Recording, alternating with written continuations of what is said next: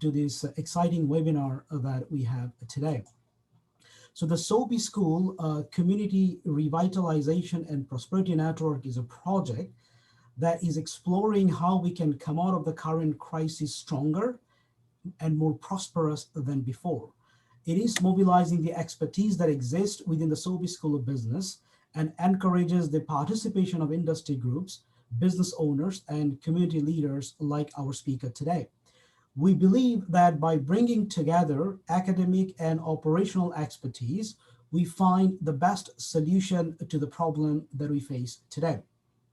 Our esteemed speaker today is Terry Cooke, and Terry would be talking on navigating the uncharted, the impact investing, and the 3 R's: response, recovery, and resilience.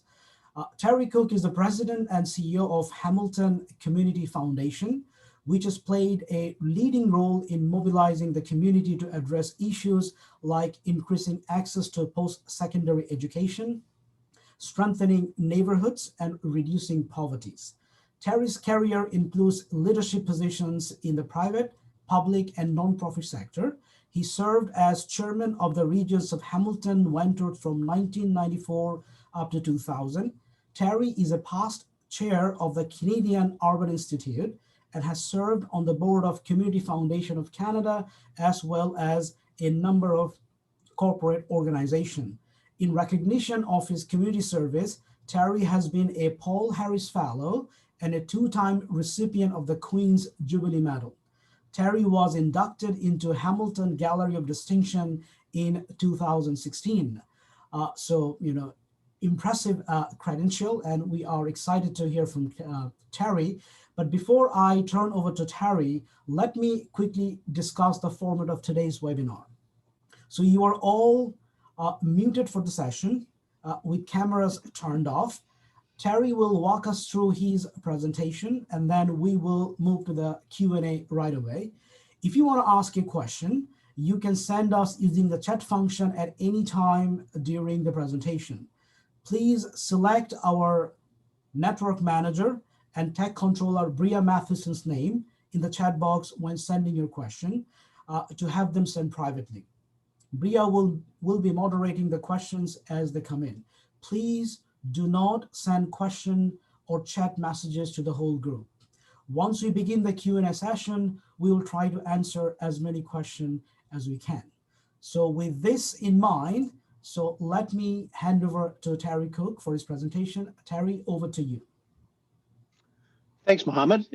Great to be with you. Good morning, Halifax. Morning, St. Mary's. I'm really thrilled to be with you this morning and glad to hear the weather was not as bad as anticipated. A bit of lunch bag letdown there on the East Coast. I am Terry Cooke. I'm the CEO of the Hamilton Community Foundation, and at least part of that kind introduction has the benefit of being true.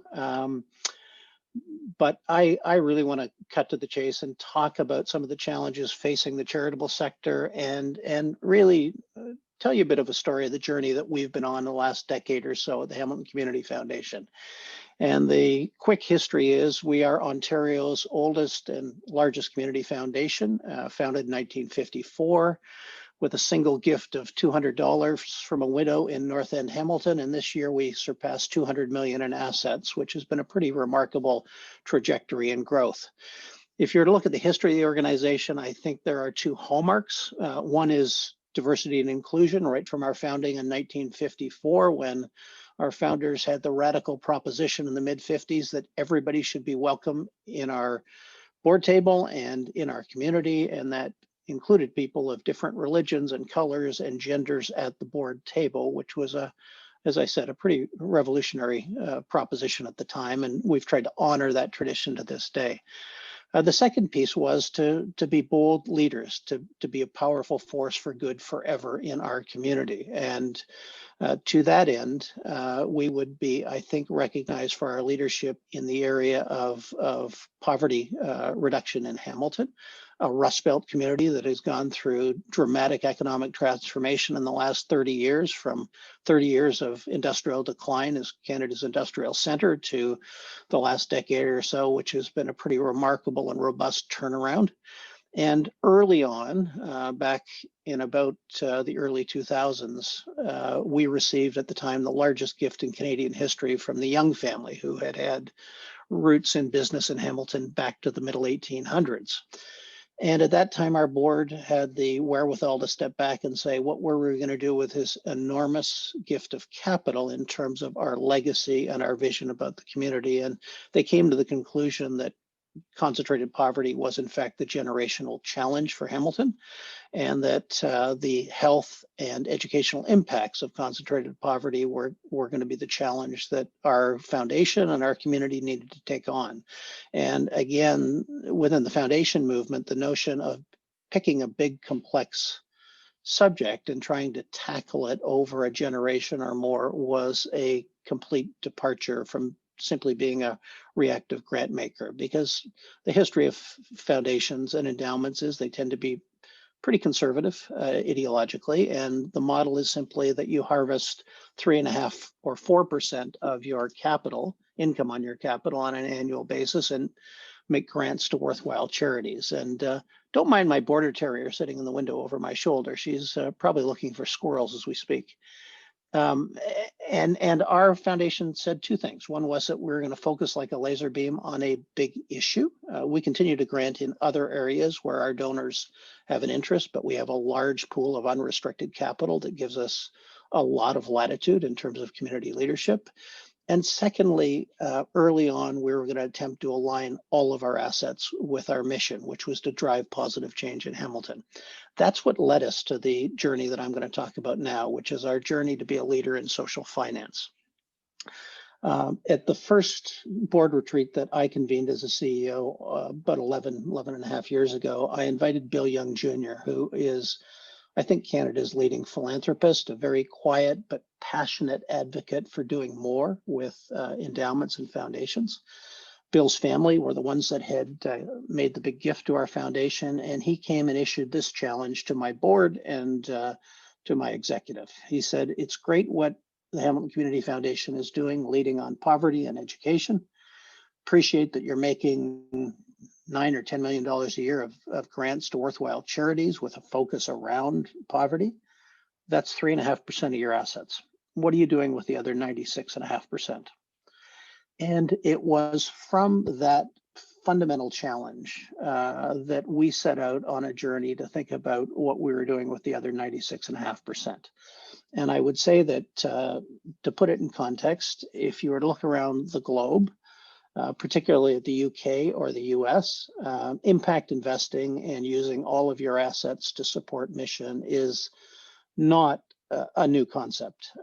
Folks like the Heron Foundation in New York City have been doing this for 30 or 40 years and demonstrating that, in fact, you can leverage more of your assets to support your mission without conceding market returns. And so from the very earliest stages, we said that we were going to, in fact, chart a new course for Canadian foundations. We weren't the only Canadian foundation doing this work. I specifically have to point out that the Edmonton Community Foundation have been on this journey with us, as have some private foundations like the McConnell Foundation out of Montreal, Catherine Donnelly Foundation out of Toronto, and the In Spirit Foundation, who have all been kindred spirits as we learned from one another. So early on, our board made a very strong commitment. They said, let's initially take $5 million of unrestricted capital and see if we can make direct investments or loans into the charitable sector where possible in our own community, but also, if appropriate, in other communities across Canada and in some cases around the globe. Can I just get you to flip forward, Melissa, on the slide if I can? And here's what we came to believe as we started this journey. And can I say that we got lucky early on in that we connected with a couple of key intermediaries, the Community Forward Fund, which was just being established as a national nonprofit lending institution out of Ottawa under the leadership of some people who were well aligned in terms of values. We found intermediaries and Raleigh Assets who we continue to work with in trying to deploy our capital and do due diligence on actual investments.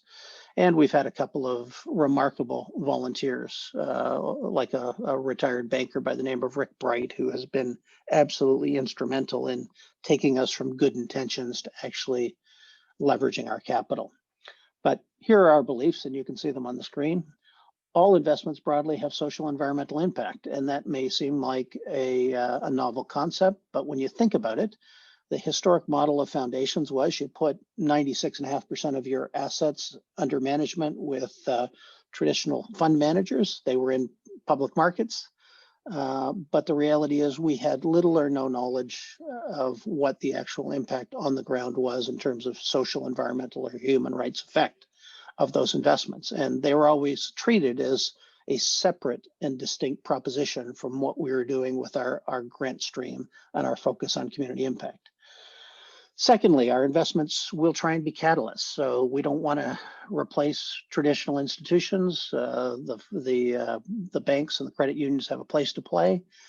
We often will syndicate loans with credit unions in particular. So we don't want to take the place that they do.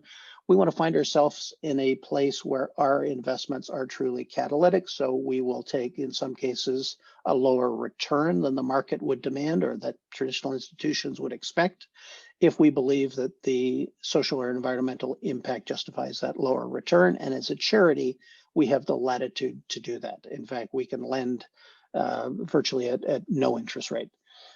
We believe, thirdly, that we're not conceding market return, and we have looked at both our impact portfolios and our publicly traded portfolios and the need to generate returns over the long term. And the model of foundations is that you need to really achieve about a 6 or 6.5 or 7% return over the longer term horizon to support your business model, which includes 4% disbursement to community, a couple of percent for overhead, and then investment fees. And what we found when our portfolio, including the impact investments, was independently vetted by third-party professionals, that in fact we can meet or exceed those return requirements while investing for impact.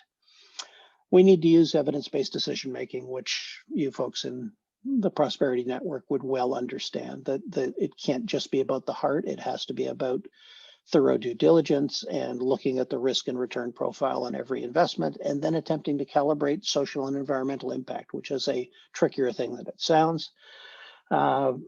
Next, that this does require time and resources. And one of the challenges in the social finance space is the transaction cost of doing the due diligence and placing the capital, because at the end of the day, we do have to preserve and build our capital, and we don't want to make decisions that are cavalier about risk profile and pick wrongly. And thankfully, 10 years in, we still haven't had an investment go sideways, but as you well know, when you bet in the public markets, you frequently have some stocks that perform well and others that don't. And finally, that these efforts will accelerate our overall success. And I'm going to make the case to you today that building our portfolio of impact investments together with better understanding and vetting how we're investing in the public markets, and also looking at the issue of proxy voting, where we're an investor in publicly traded companies, has done a much better job at aligning all of our assets with our investments. Next slide, please. So this is a snapshot of what our financial world looks like today. It's a little bit dated because we've now blown through 200 million in assets, but the outer ring, our public market investments, would be the furthest removed, if you will, from our core mission and our vision. But nonetheless, we want to vet the holdings in those portfolios to make sure that they align with our values. And I'm happy to talk to you about how we do that with audits, third-party audits of our publicly traded portfolio. The best example I like to point out to in terms of reconciling this issue is a community foundation in the US that were heavily involved in their community leadership in granting in dealing with the issue of predatory lending. in their communities, which was compounding the issue of income inequality and concentrated poverty. Lo and behold, they found out that in their publicly traded investments, they were a significant shareholder in companies that were involved in predatory lending. And at the Hamilton Community Foundation, obviously, we want to avoid that inconsistency and that reputational risk. The next level is direct impact investments, which are national or global, which I'll talk a little bit about later.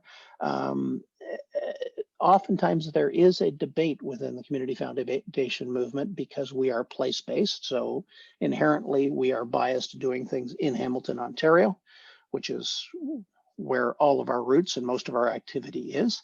But when we're doing direct investments in national funds to support the arts, the environment, affordable housing, that's not replacing the granting we're doing in Hamilton, which last year exceeded $10 or $11 million.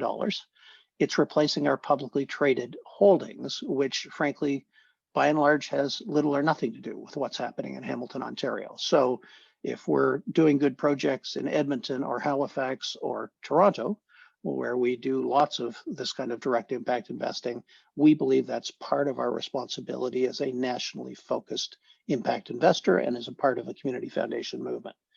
The next circle, as we move closer to the center, is our direct impact investments in local things. And I'm going to talk a little bit about that in the next slide, but it's things like building affordable housing projects in our community where we have had considerable success and impact, both in terms of financial return, but more importantly, in terms of the social impact on the lives that we've been able to affect.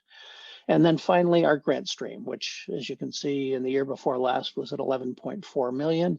That is heavily focused and place-based in Hamilton. It is to registered charities, and it is to do the key parts of our mission, as well as the things that our donors support. And the quick snapshot there is about 40% of our assets are unrestricted. So by and large, it's people who have either died or made a gift while they're still living to support the general activities as directed by our board of directors. And then the balance of the assets would be in either field of interest funds, which broadly support an area of community life, the arts, the environment, education, healthcare, or they may be as specific as donor-directed stuff where the donors say, I want to support the Hamilton Philharmonic, or I want to support the SPCA, and that is their latitude. But our composition of our assets would, because of the significant body of unrestricted gifts that we've had over the years, gives us more latitude than most foundations to pursue the kind of community leadership and impact investing that I'm talking to you about. Next slide, please. So let me talk to you a little bit about some of the nature of the direct investments that we have successfully made in our community. And remember, these are not grants. So these are either loans or investments that are made with the expectation that the capital will be preserved and that we will earn some return on that capital. We have done some in the private sector, but more of it will have been with charities and nonprofits in our community. So I'm just going to run through a couple of examples. Inevitably in this space, you will find yourself in any urban center dealing with the issue of affordable housing. It is a challenge that is especially acute in places that are gentrifying as Hamilton is, where the economy is driving land values and housing values up dramatically, and where increasingly in areas of concentrated poverty, people are forced to move and have great precariousness in terms of the housing stock that they depend on. So we have done a number of projects, some with the charitable sector alone and some in combination with the private and the charitable sector. A couple that I would tell you about, we've worked with an Indigenous housing provider who have been around for a long time in Hamilton, who had a stock of scattered single units that were aging and needed to be refurbished. They settled on a strategy that involved the divestment of those scattered units and a reinvestment in some multi-unit, higher density new projects.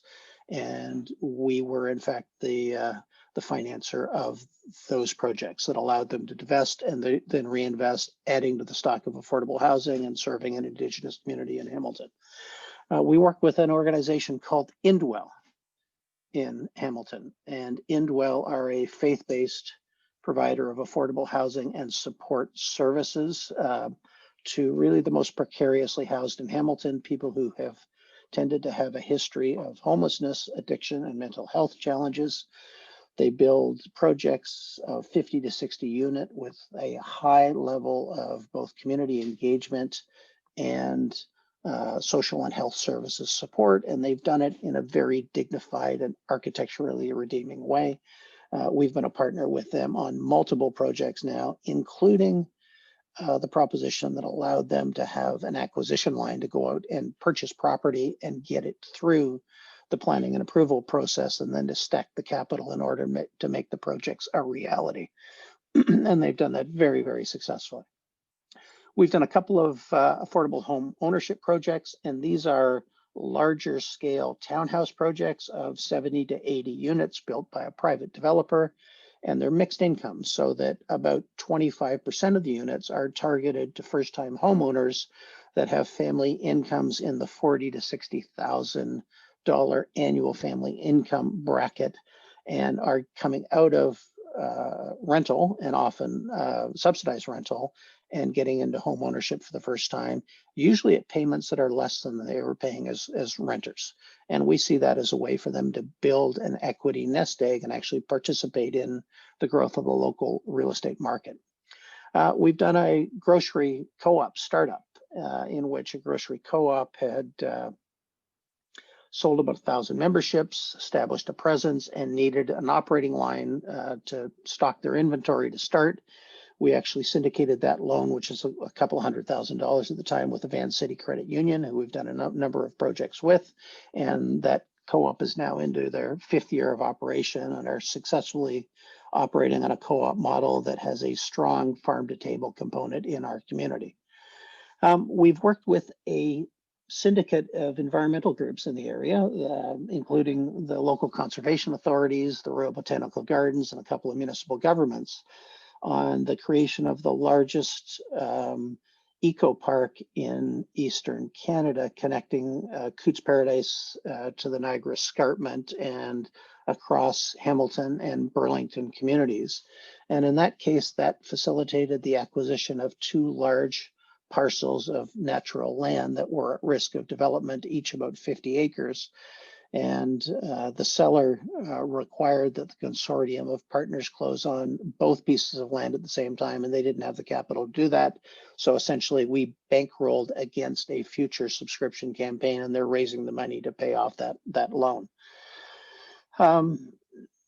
The final piece that I would tell you about is a loan to an arts organization that took an old burned out commercial property in our arts district, our burgeoning arts district, and allowed for the conversion to a gallery and administrative space for an arts organization that had been operating for a long time in our community. It facilitated them getting through a construction process, creating new gallery space, and reducing their overall operating costs. And they've now paid off that loan and are operating very effectively, and have been really a contributor to the revitalization of a key commercial corridor in our community. So that's a sprinkling of the kind of investments we've done. I think at last count, we were about 30 loans or investments. And here's a graphic example of one of them with Indwell, who I mentioned earlier. On the left is a photo of an old decrepit watering hole hotel that really had become a place that was unconscionably poorly kept, a detriment and haven for drug dealing and criminal activity in a neighborhood. And on the right, you can see the newly opened both commercial and residential space operated by Indwell, with strong support for their residents, but also a welcome embrace from community, because they've done a great job at building bridges in local neighborhoods so that the usual NIMBY kind of reaction to affordable housing projects has not materialized in any of the projects that we have supported and financed with Indwell. Next slide, please. Here's a look at what we're doing nationally and internationally. As you can see, many of these are funds that, broadly speaking, are investing in areas like affordable housing or renewable energy. You can see the relative magnitude of the investments that we've made, including Artscape, which is an interesting one in downtown Toronto on the waterfront for anybody that's interested in waterfront redevelopment or the impact that viable and entrepreneurial arts groups can have, and a whole host of others with funds that you can easily identify and explore online.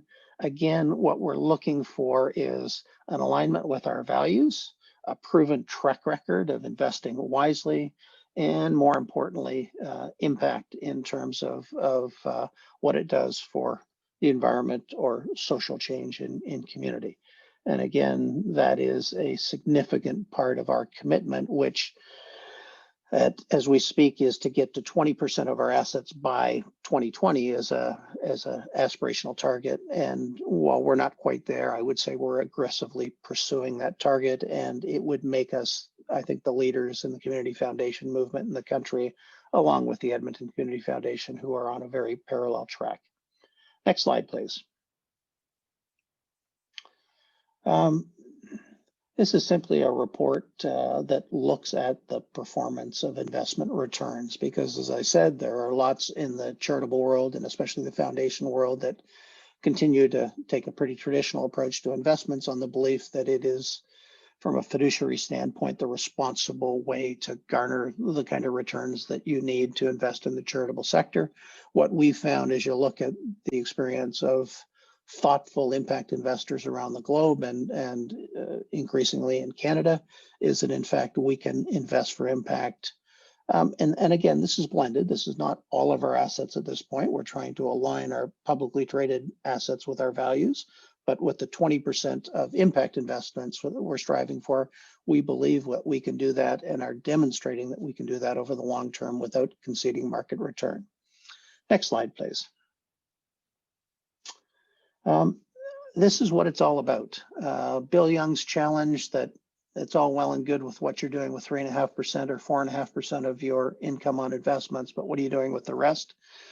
In the course of the last decade, we have taken the 4% commitment that we were historically able to grant in our community and really dramatically ratcheted it up. So we're putting more capital at play, doing things that we believe in over the long term will make a positive difference in the community, and we're not conceding market return and the overall sustainability of the philanthropic model that we are a part of. Next slide, please.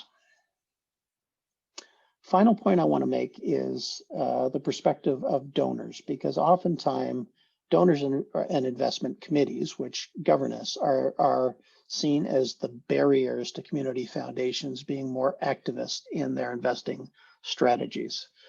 And we've approached that in a couple of different ways. Initially, we took $5 million of unrestricted capital, which was at the disposal of our board of directors, and used that as a test pilot. And demonstrated in the first couple of years of doing this that we could do it successfully without losing our capital and without making investment decisions that were poorly conceived and that lost the capital. As I said earlier, we've now invested in about 30 different projects, deals, both private and public sector, and have yet to have one of them go sideways and lose our capital. I can't say that about our publicly traded investments, which, as you well know, have lots of volatility and occasionally perform very poorly.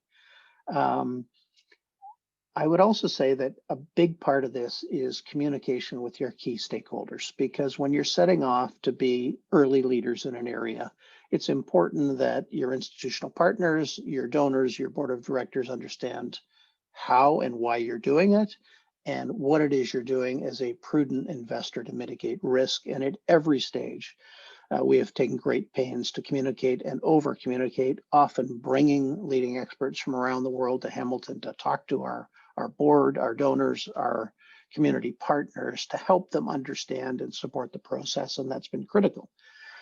As we grew our impact investment portfolio, we then expanded it to the Young Fund, which was at the time $40 million. And they offered that as the next stage of our pilot over the first 5 or 6 years of this journey, again, to demonstrate that we could grow the portfolio of impact investments and do it successfully from a social impact standpoint and a financial impact. But the more radical step that we took about 2 years ago now was, in fact, to just make this part of our investing strategy. And that's what it now is. Every single donor in our foundation and all of our assets are now pooled. And so that all of our donors have a piece of impact investing in their portfolio. It's both expanding their sense of the impact of their funds in community, but also their embrace for why it is that this has been a successful and, I think, impact building strategy for us as a foundation. That's my story. I've talked for long enough. I'm a former elected official, so I always like to take heckling, constructive criticism, or right off the wall questions, or even reasonable questions. So what I'd like to do now is turn it back to Mohammad. Thank you for your time and attention, and really invite an engagement around the whole issue of impact, what charities are doing in these extraordinary times to leverage greater impact, and recognizing that we're in a period in which there are charities in this country as we speak that are declaring bankruptcy and no longer viable, and we need to figure out ways to support those things that are making a profound long-term difference. And we need to be part of the solution as significant institutional presences in our communities. Over to you, Mohammad. Thank you, Terry, for this wonderful sort of take on impact investing and giving some practical example of how Hamilton Community Foundation is actually doing some good work in that particular space. So again, those who are tuning in, if you want to send a question, please go to the chat function and send privately the question to Bria Matheson. She is moderating the question as they come in. So Terry, let me start with this. Because Hamilton Community Foundation is one of the leading foundation in Canada, and it has been in operation since 1954, I believe. So it's a long time. It's an incredible history of success and making positive impact in communities' life. So my question is, what it takes to become such a leading organization in the charity space, because we don't really see that many sort of impactful big charity organization in Canada. So what it takes to become a leader? So what are the sort of ingredient or whatever you call it, secret sauce that needs to be in place for you to become a leading organization like this? Yeah, it's a great question. And I think there are a bunch of dimensions that have contributed to our success in this area. Let me start with adversity, because if you look at where, in my opinion, the leading practitioners of social finance in the country and internationally have come from, they tend to be in communities that have gone through pretty considerable economic dislocation. They haven't tended to come from the financial centers of countries. So in Canada, when you think about financial innovation, you probably would think of Toronto, Vancouver, Montreal first. You wouldn't think of Hamilton and Edmonton. And yet that's where the more entrepreneurial activity in this area has come from. And so I tend to believe that the challenge of economic adversity has forced communities like ours to adapt in ways that maybe are coming more slowly in other places that have had greater prosperity over time. But institutionally, what does it take? It all starts and ends with governance. Often it starts with investment committees. So for us, having the chair of an investment committee, a guy named Paul Gibble, who happened to be a partner in a major accounting firm, who looked beyond the traditional constraints of financial managers and said, we can't be paralyzed by the fear of uncertainty and the challenge of failing in thinking about how we might move down this direction. Having a senior finance person, as we have at the Hamilton Community Foundation, who is supportive of a broader mandate, and a more activist approach to how we use our investments. In my case, a woman named Annette Aquin, who's now, I think, the recognized leader in social finance, or certainly one of a handful of recognized leaders in the country, lead that conversation both internally and with our external stakeholders. That's been critical. So having a board of directors who are prepared to take bold leadership and recognize that you could fail in doing that. And then finally, I think finding partners who could help us with the stuff that we didn't have a natural proficiency with. So, community grant makers, community foundations are very effective and historically well connected to nonprofits and charities.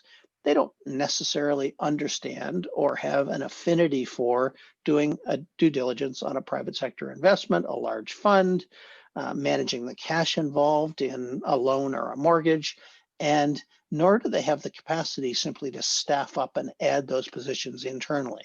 So for us, finding strategic partners like the Community Forward Fund, Raleigh Assets, and a number of others that we've developed over time has been really important.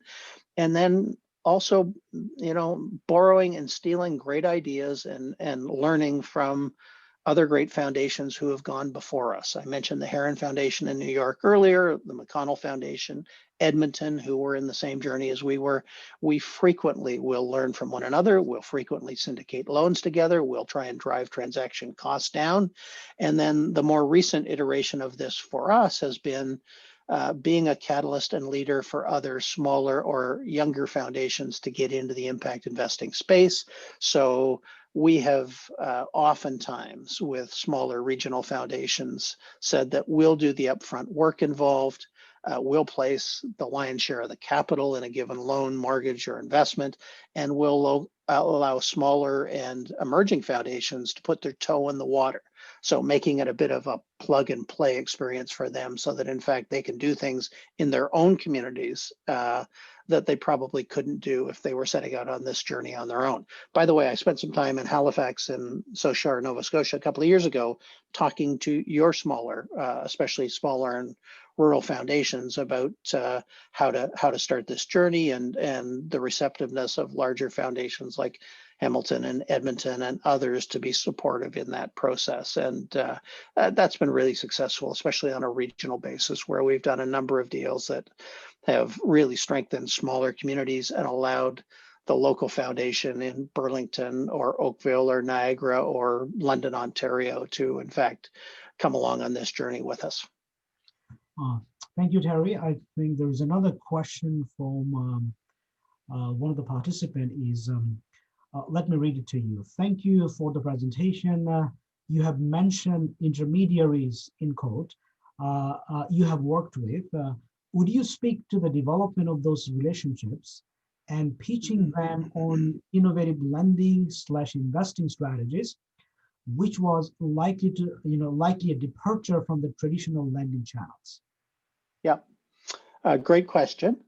So let me start with our first intermediary, which I mentioned earlier. The Community Forward Fund operates out of Ottawa. It was a takeoff on something called the Nonprofit Finance Corporation in the United States, which has been around for a very long time, that supports investments and loans mostly to charities in historically redlined neighborhoods in the US, predominantly minority neighborhoods. And what they had demonstrated over time is that you could lend into the charitable sector, an area that banks and nonprofits had been really reticent to lend to because they didn't want the reputational risk of foreclosing on local charities. But you could do that with lower loan loss rates than you could in private sector lending experiences. And so we invested in the national nonprofit or the Community Forward Fund in Canada to help it get established. We were their first investee. I think we put $1 million in at the front end. A number of other large foundations and private lenders joined to create this critical mass. And the intent there was to help us place loan capital in charities and nonprofits across Canada. The benefit we didn't anticipate at the time was that their ability to manage a due diligence and then manage cash flow on the repayment of the loans was something we didn't have. And so early on, we determined that it would be a better vehicle for us to, in fact, contract with them to do that service on our behalf in the loans that we were directly placing in our own community. And from that, they had a senior retired banker named Rick Bright, who was their loans officer. He obviously came out of a deep experience in traditional lending, but he had a deep social conscience as well.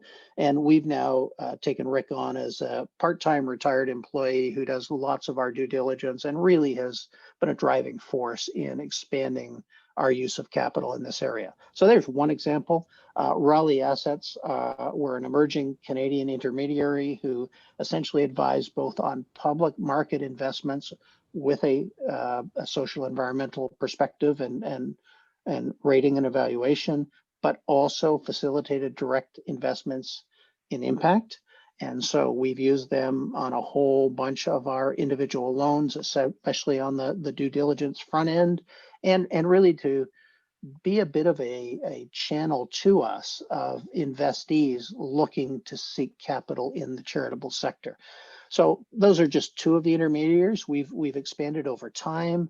In some cases, they've come to us with a built-in reputation and experience. In other cases, we've sought out in different parts of the country folks who bring that expertise to the fore. And we've also come by a lot of the partnerships and intermediary relationships because of the work we do with other similar-minded foundations across the country who have been going through the same journey. And I guess my observation is in the 10 years we've been doing this, a fairly nascent impact investing situation ecosystem in Canada has really blossomed. So early on, there were very few intermediaries. There weren't many foundations involved. Deals were hard to come by. The quality could be suspect. We now see a much larger deal flow, and we see much higher quality opportunities and many more choices in terms of skilled intermediaries in this country, which I think is really a good thing, because if you're starting out, especially as a small to mid-sized foundation, this is hard work, and you inevitably will need to rely on outside advisors to move you along the continuum. Yeah, thank you, Terry. Terry, you mentioned that we are likely to see organization like yours in typically in the regions where we have seen great sort of economic disruption or upheaval or tectonic shift in the fundamental structure of the economy of the region. Mm-hmm. If you think about what globalization has done to the whole, the Western economy, and also some part of the emerging economies as well, we are seeing a major economic shift and upheaval going on in Western countries, and there are a lot of signs that we could see that. Mm-hmm. So those kind of economic transition, tectonics of economic forces are changing because of globalization, global competition, and various other things. So why aren't we seeing foundations like this more often, coming up and engaging on impact investing like what you're doing? What is stopping? Yeah, I think a couple of things is stopping it. The first thing is that, especially with smaller foundations, they rely heavily on investment committees who are comprised of volunteers, mostly drawn from traditional finance. And I think it's fair to say that traditional financial advisors have been skeptical of impact investing. They don't believe it can generate the kind of returns that public markets have historically, and they don't understand it. So they would tend to dampen the appetite to go in that direction. And if you're an executive director of a small foundation, maybe working part-time, you don't have a confidence about markets and sophistication about investing, you're going to defer 9 times out of 10, because nobody ever got fired in this business by having Jarislowsky and Fraser recommend to you investments in the public markets. And frankly, we use Jarislowsky and Fraser and Connor Clark and Lunn and major financial investors in our publicly traded portfolios. But 10 years ago, none of them were going to encourage you to go down this path. So I think that's the first thing.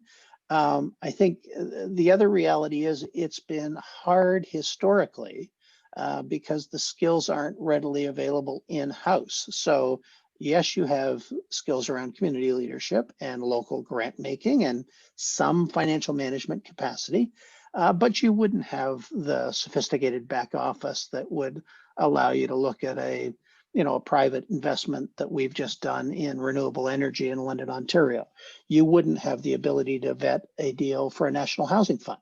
All of those things would be beyond your reach in the absence of intermediaries. And 10 years ago, by and large, that ecosystem didn't exist in Canada. So I think it's a combination. Part of it's ideological, part of it is governance, and then part of it is practical. All of that is changing, I think, for the better, making it an easier point of access. But the ideological governance parts of the restriction remain. And I guess let me make a larger point about in the dramatic shifts that we're seeing in the global economy, why this is really important. Community foundations and private foundations are exploding in terms of the capital at their disposal. When I started, we had about 3 billion in the community foundation sector. We're at 5 inside of a decade. And all of our forecasts, because of the age of the baby boomers and the transfer of wealth, is that we are going to continue to see an explosion of capacity in the sector. And when you think about it, every single one of us has an affordable housing challenge in community. Every single one of us has got to deal with climate change.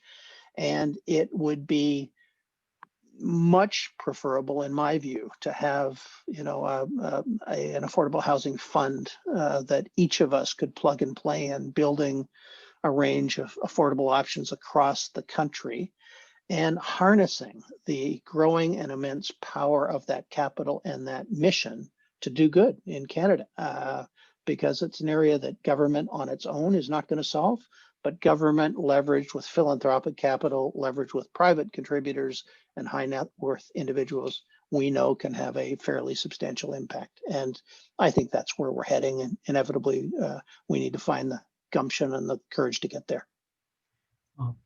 Thank you, Terry. So you are clearly a successful foundation.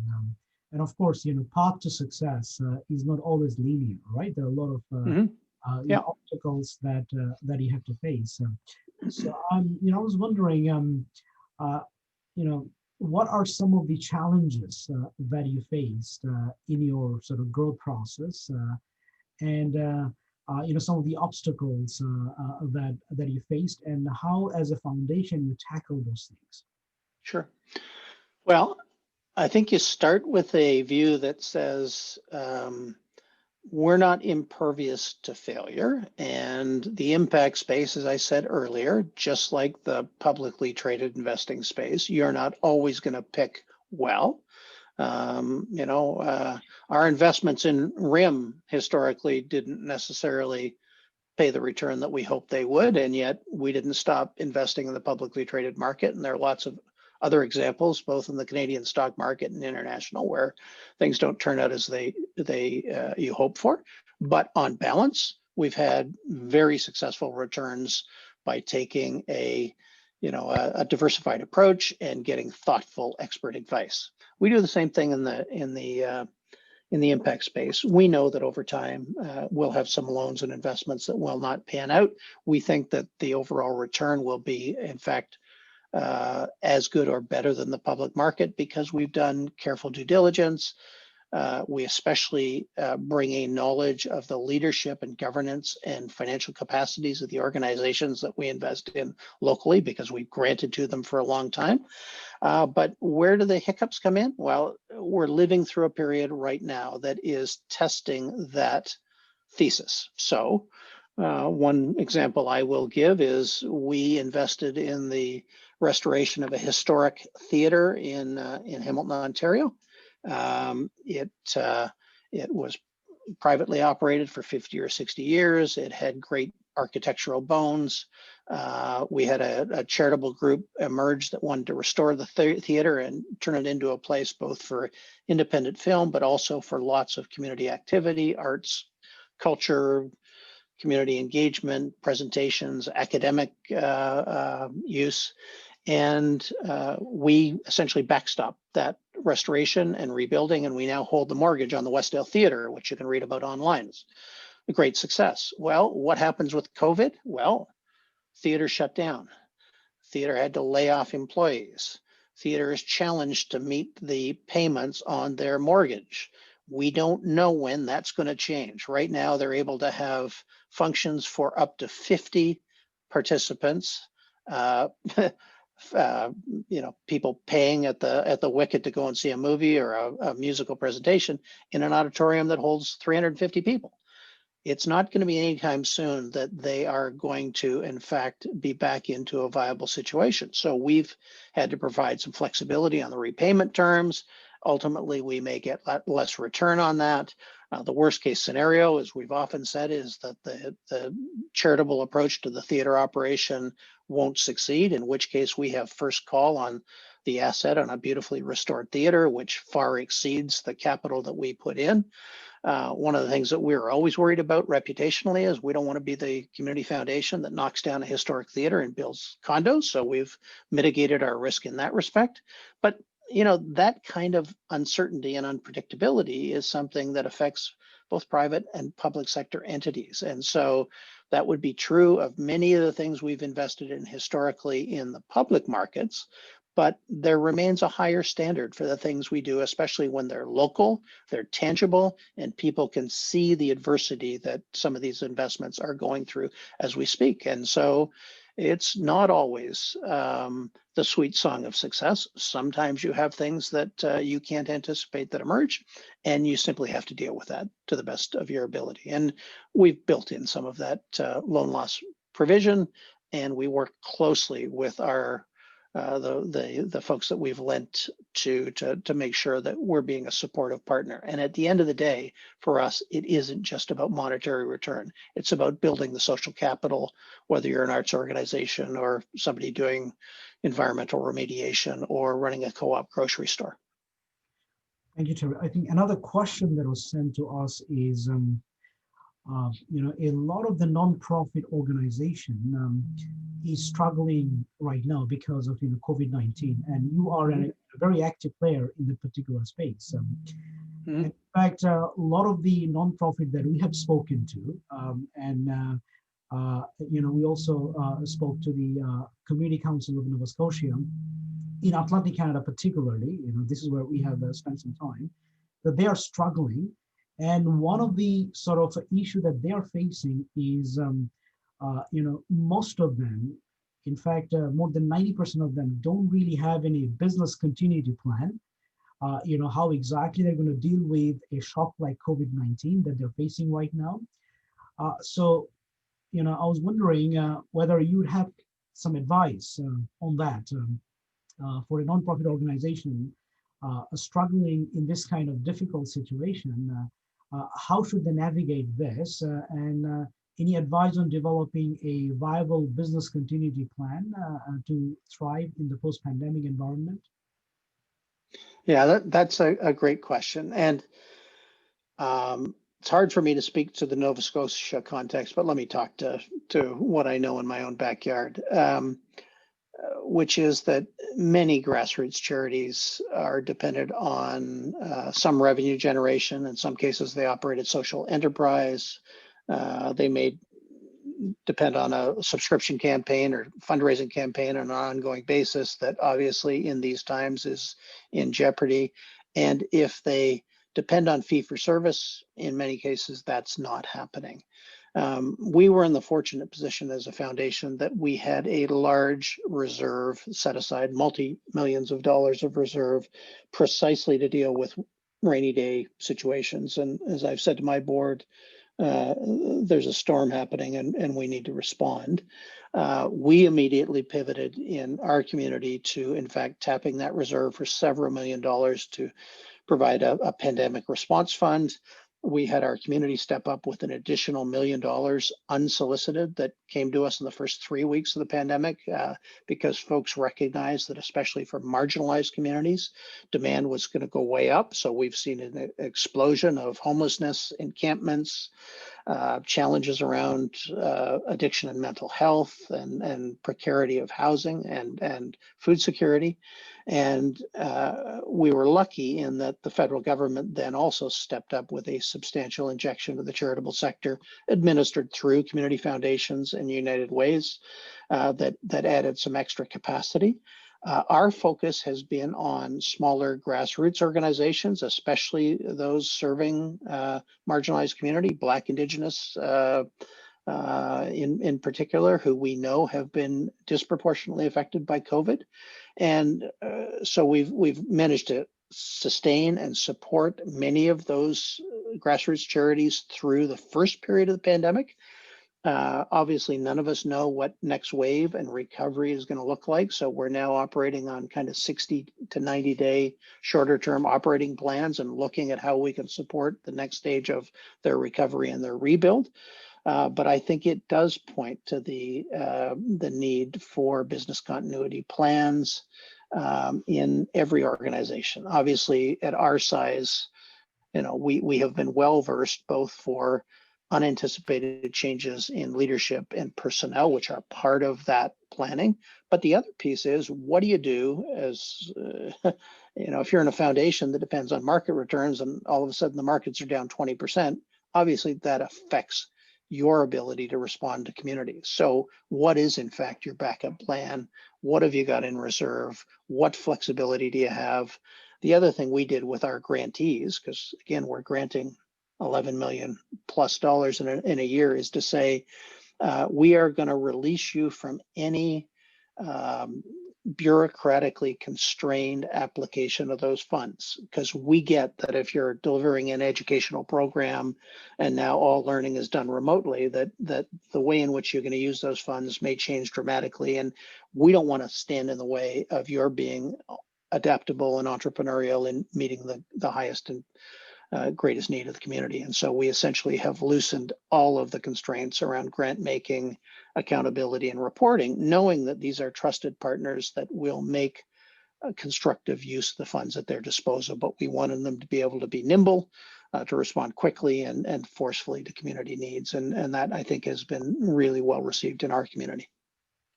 Thank you, Terry. I think we could squeeze in one more question. So that is, there is a growing trend in sustainable finance and ESG, right? Mm-hmm. And I mean, is it a fashion? Is it a fad? And where exactly you see the impact investing going in the future, given all this market volatility, all this trend in sustainable finance and ESG going forward? Sure. So let me take the blunt part of it first, which is I think it's going to continue to grow. I think the demand from donors and communities will propel it. And I think the ease with which charitable partners can get into it will continue to lessen. It also provides a significant uncorrelated investment base for market volatility. So as I said, we have had our stuff independently vetted, and the financial advisors of the world are now saying it is a great bulwark against financial volatility in the markets to have this 20% essentially in local stuff that is secure, often asset real estate backed, and with trusted partners who have a track record over the long term. So I give you that. On ESG specifically, I think the donors of the present and the future, especially younger donors, are increasingly saying you can't compartmentalize. If in fact your publicly traded investments do not align with your values and they are doing things that are harmful to human rights, the environment, social inequity, then you should you should wear that. And they will vote with their feet and their wallet books by going to places that in fact align their assets with their mission. And so our commitment to audit and report on ESG issues in our publicly traded portfolio, I think, is a significant positive light on how we do business and how true we are to our values. And I don't think that's going away anytime soon. Thank you, Terry. That is all the time that we have for today. So, thank you so very much for Terry for sharing your expertise with us. That was, excellent I hope all of you who joined and who would be also watching the video later on, that you find it interesting and impactful, for your community. So our next webinar is going to be on October 1st, and that would be given by Catherine McCall, the Executive Director for the Canadian Coalition for Good Governance, and the title is ESG and the Role of Institutional Investor. So again, this is going to be on October 1st, Thursday. So please, go to the Sobey Prosperity Network website and go to the upcoming webinar series tab, and then register as soon as you can. And of course, we always encourage you to visit our Sobey School Prosperity Network and sign up for the newsletter. It is the easiest way to get the latest advice from the expert that we have. And finally, if you have any further question for Terry about the topic that was presented today, please contact us through the website, the contact page, and we would be very happy to forward your question to Terry, and I'm sure Terry would be very happy to answer your question as well. So once again, thank you, Terry, and thank you, Melissa and Bria, for coordinating everything behind the screen. And we hope that you all have a great day and have a terrific. Thanks so much for having me. Be well. Okay, take care.